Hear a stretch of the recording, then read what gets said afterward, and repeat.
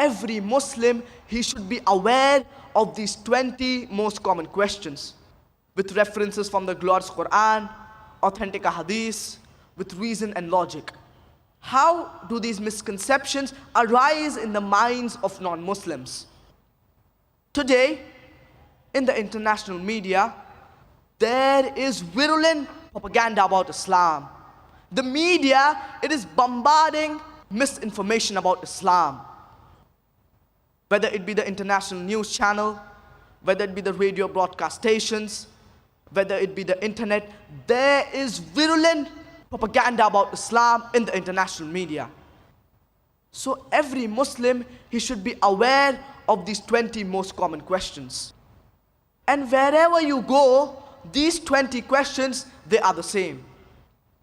There may be one or two additional questions, but the remaining 20 questions, they are the same, wherever you go.